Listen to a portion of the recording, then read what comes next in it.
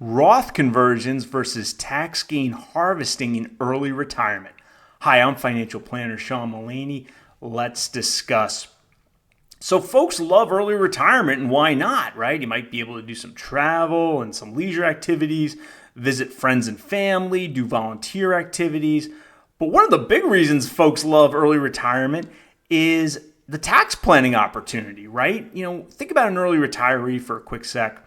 He or she, if she's not generating, W-2 earnings, self-employment earnings, their tax return looks artificially low. They got a little interest income, a little dividend income, maybe some capital gains, but that's it. And on paper, they look relatively poor. And so maybe in early retirement, we do Roth conversions. We affirmatively elect to take our traditional IRA, traditional 401k, and convert it to a Roth account and pay the income tax and put that money into taxable income, right? That's one early retirement tax planning strategy.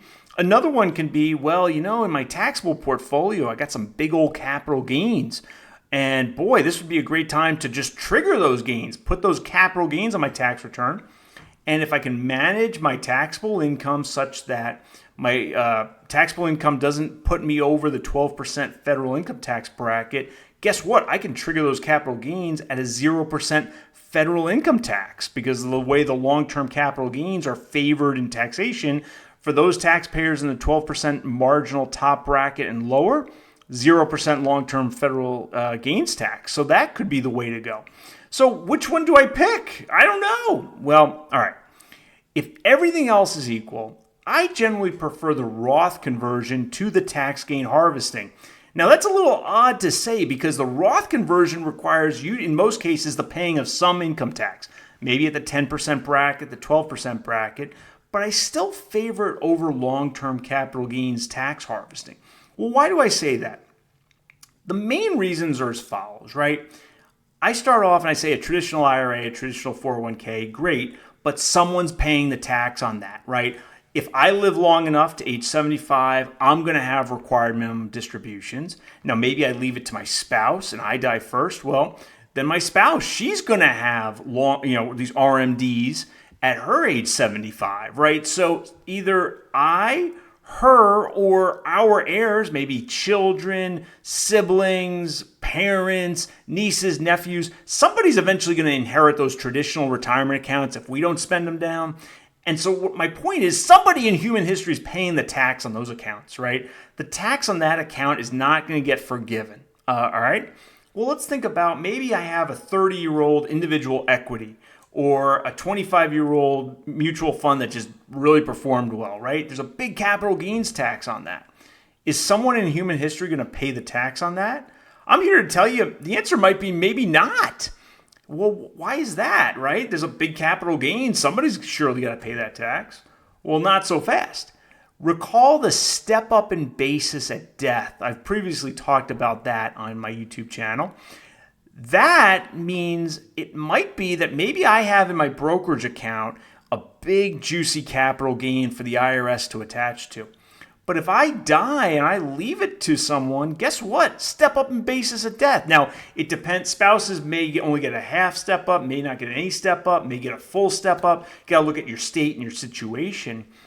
But eventually, that asset will essentially, if we keep it in the family, that's going to get stepped up to fair market value at someone's death. And that means that long-term capital gain will get excused, right? Perfectly legal. This is what the rules say. So guess what? It may be that no one will ever pay the tax on that big, juicy capital gain ever in human history. So if my choice is tax gain harvesting or Roth conversions, I'd rather do the Roth conversions because I got the step up in basis at death to take care of the capital gain. I don't get that step up in basis on any retirement accounts. So I would rather say, look, this tax on these traditional retirement accounts, it's due. Someone's paying it. So why don't I pay it when I know I'm in a low tax bracket, right? Do that. And then say, over here, I got these juicy capital gains. I don't like that. But my own death, maybe my spouse's death, some combination thereof can take care of that, right? And we can get rid of that. And so now we have tax planning that's taking care of both problems, the tax in the traditional IRA, the tax on the built-in gain on the capital gain asset. we can do it. And so that's why I, generally speaking, like the Roth conversion over the tax gain harvesting. But that is certainly not always true. And I'm going to give you one example where I think the flip is true. So picture a early retiree. They've got XYZ mutual fund in their traditional IRA, and they really like XYZ mutual fund, okay? But separately in their brokerage account, they have company A stock in their brokerage account, huge capital gain. And 20 years ago, they invested in company A and they liked it. But now they're getting a little leery of company A. Maybe they don't like having all their eggs in one basket. Maybe they don't like company A's industry, or they're saying, hey, company A has had this huge run up. Eventually they got to regress to the mean. For whatever reason, maybe now they don't like that company A stock. Here's what I would tell that person, generally speaking. I'd say, in your case, all right, I see this, Roth conversion opportunity, but I'd prefer tax gain harvesting in your case because now you have an opportunity to redeploy that company A stock, sell it, and then invest the proceeds in the XYZ mutual fund you like, right? Tax planning is great, and I'm all for tax planning, but we shouldn't let tax planning wag the investment tail.